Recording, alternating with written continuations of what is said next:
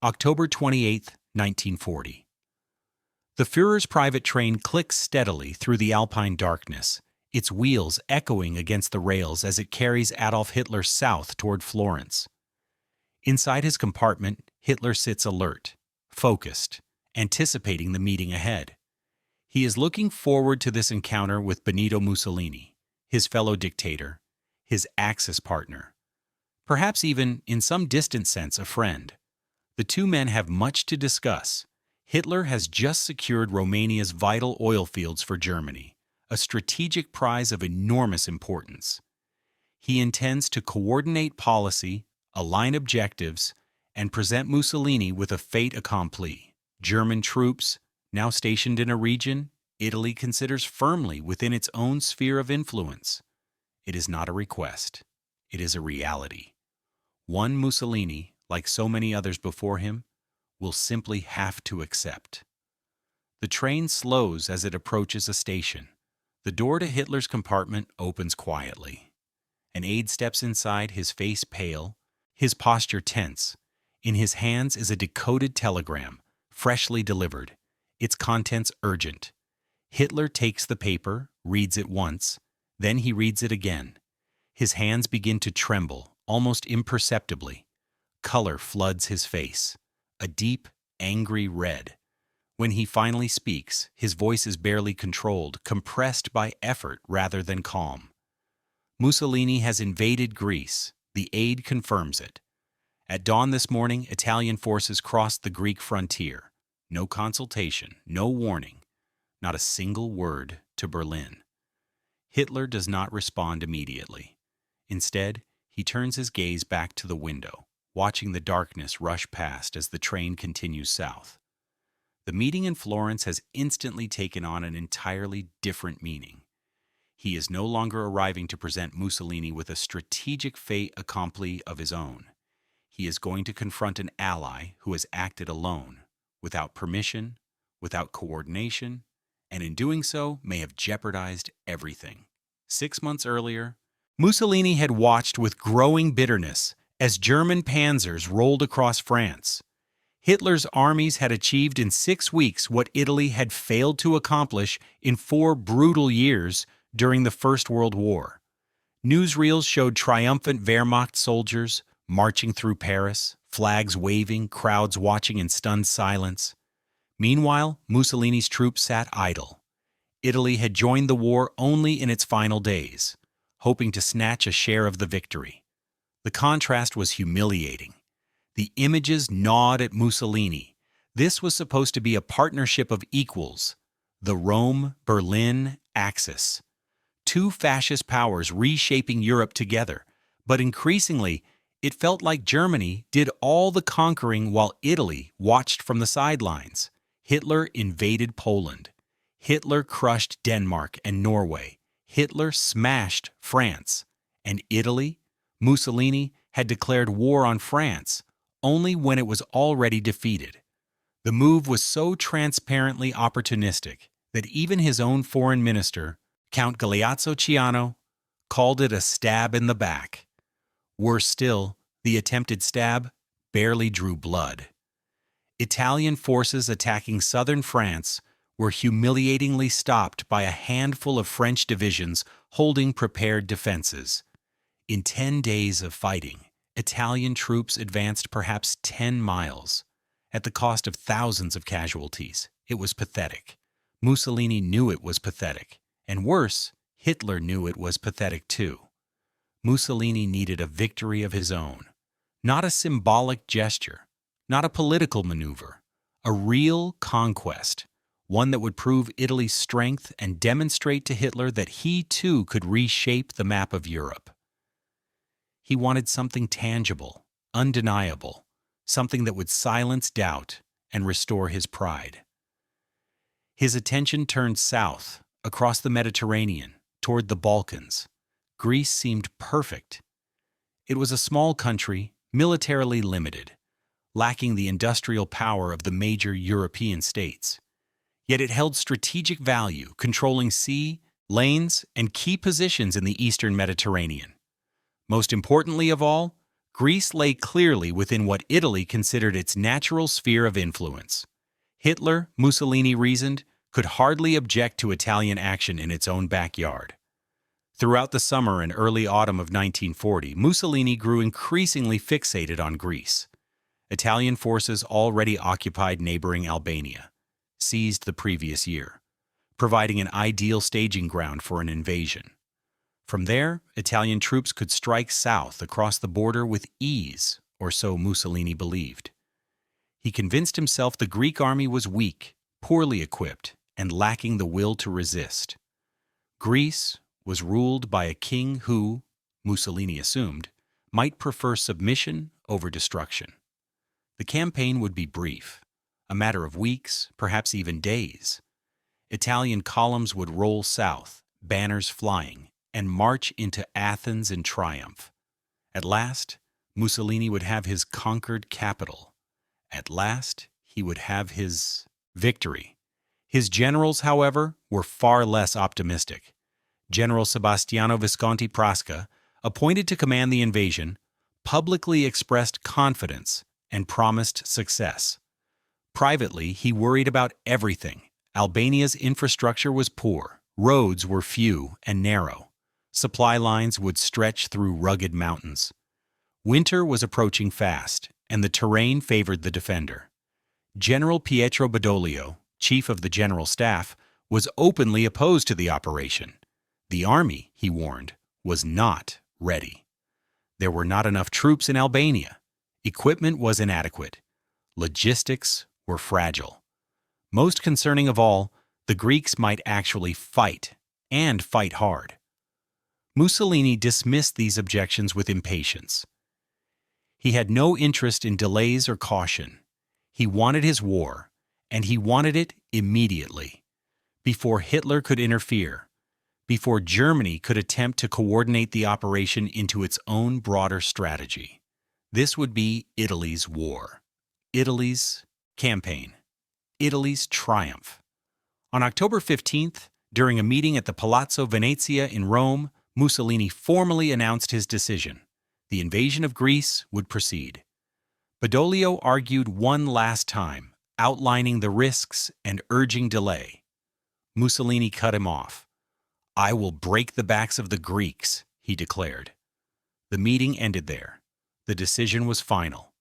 But there was one man Mussolini had very deliberately chosen not to consult: Adolf Hitler. This omission was calculated. Mussolini knew Hitler would insist on coordination, on ensuring any action in the Balkans fit neatly into Germany's larger strategic plans. Hitler might demand a delay or cancel the operation altogether. He had already made his position clear: the Balkans were to remain quiet and neutral. Stability there meant no British interference, no regional escalation, no distractions from the planned invasion of the Soviet Union. Mussolini did not care. He had spent months watching Hitler conquer Europe without asking permission. Now Mussolini intended to do the same. He would present Hitler with his own fait accompli, just as Hitler had done to him time and again. German troops in Romania. Now, Italian troops in Greece. On October 22nd, Adolf Hitler sent a formal letter to Benito Mussolini, requesting a meeting. The situation in the Balkans, he wrote, required discussion. Policies needed to be aligned. Strategy needed coordination. Germany and Italy, as Axis partners, had to speak with one voice. Mussolini agreed immediately. He suggested Florence as the meeting place. October 28th as the date. It was perfect. By the time Hitler arrived, Mussolini believed Italian troops would already be advancing deep into Greece.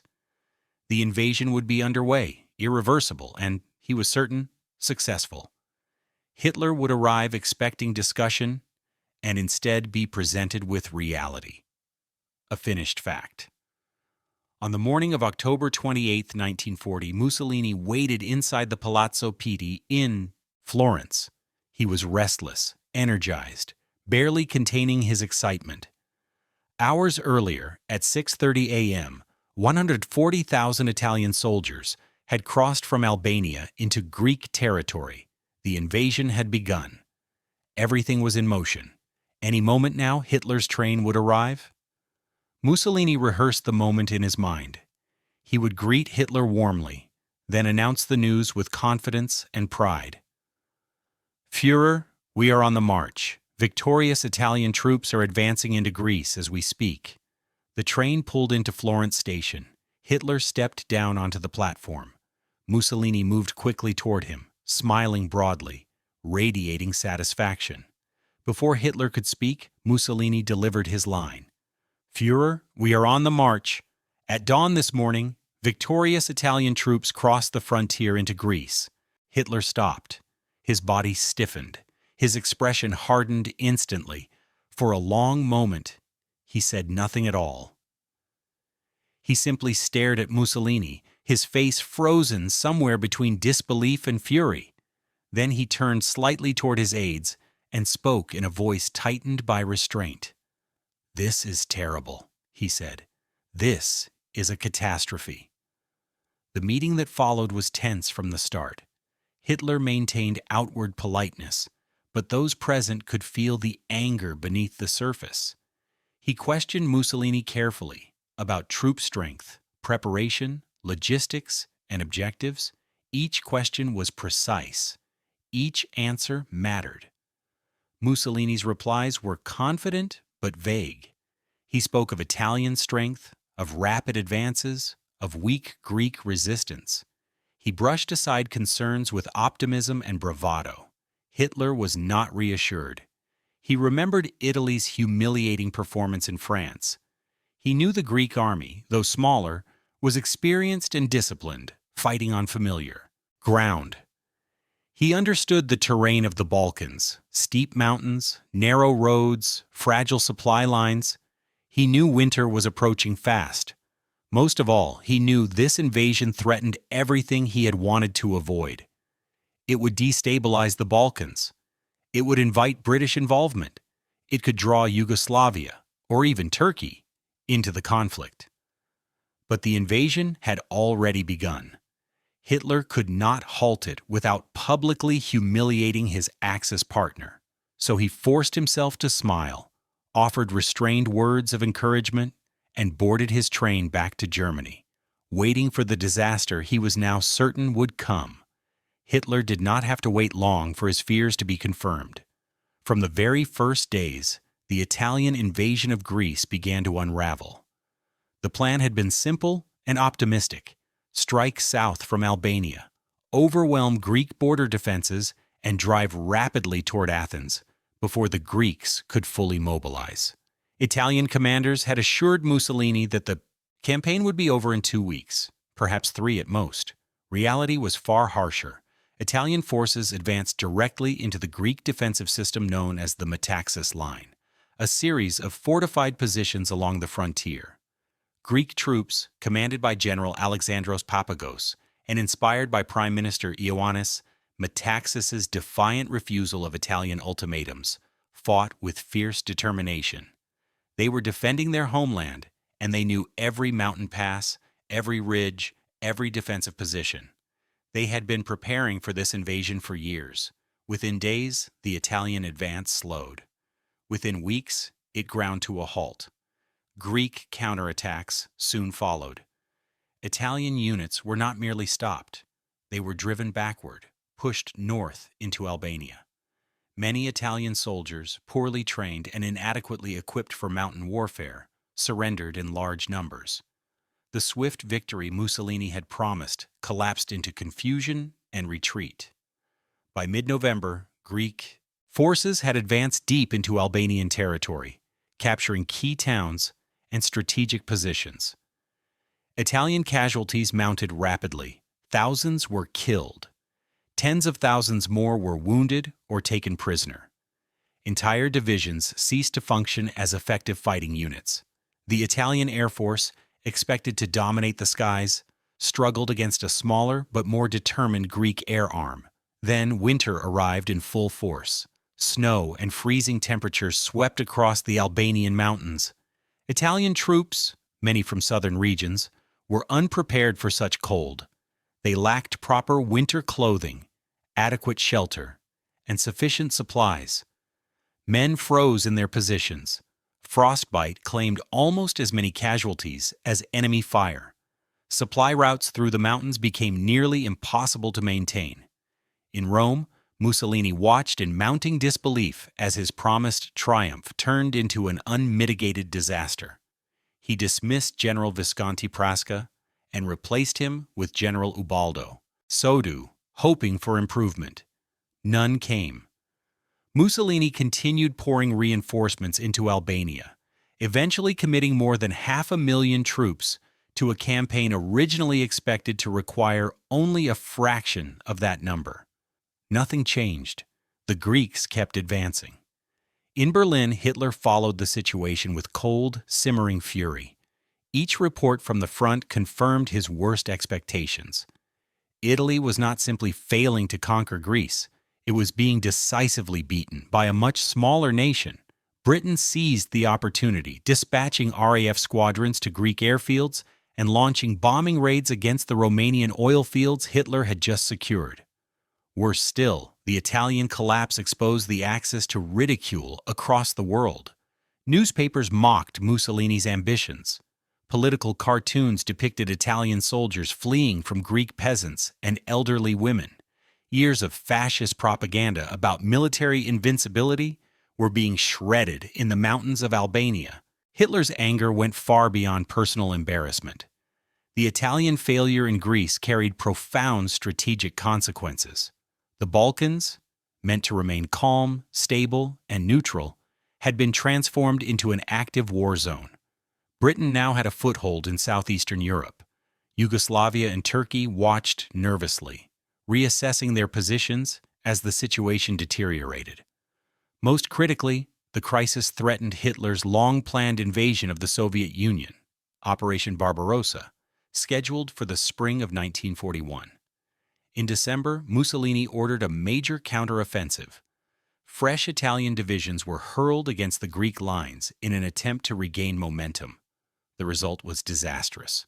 The offensive collapsed almost immediately. Greek forces held firm, then resumed their advance. By the end of the year, Italy had suffered more than 13,000 dead and over 60,000 wounded or missing. Hundreds of Italian tanks and artillery pieces were captured. It was Italy's worst military defeat since Caporetto in the First World War. Mussolini was overwhelmed. In private, he raged, cursed, and broke down. In public, he maintained the facade of confidence, but the strain was obvious. He had wanted to prove Italy's worth to Hitler. Instead, he had exposed its weakness to the entire world. The victory he had sought now required German intervention simply to prevent total collapse. That intervention came in April 1941. Hitler launched Operation Marita, committing more than 680,000 German troops, supported by armored formations and the Luftwaffe, to the Balkans. German forces invaded Yugoslavia and Greece simultaneously. The contrast with the Italian campaign was striking. The German advance was swift, coordinated, and overwhelming. Yugoslavia collapsed in days. Athens fell within 3 weeks. Greek resistance soon ended, and British forces evacuated in a desperate withdrawal. By the end of May, German paratroopers had captured Crete, completing the conquest of Greece. But the victory came at a cost Hitler never forgot. Operation Marita delayed Barbarossa by crucial weeks, possibly months. Historians continue to debate whether those lost weeks prevented German forces from capturing Moscow before winter set in. What is certain is that Hitler believed the delay was decisive, and he blamed Mussolini's reckless invasion of Greece. The relationship between the two dictators never recovered. Hitler's earlier admiration for Mussolini faded into barely concealed contempt. In private conversations, he increasingly referred to Italy as a burden rather than a partner. When German forces were sent to North Africa, including Rommel and the Afrika Korps, Hitler viewed the deployment not as opportunity, but as another cleanup operation forced by Italian failure. Mussolini never escaped the humiliation. The pattern established in Greece repeated again and again. Italy overreached. Italy failed. Germany intervened.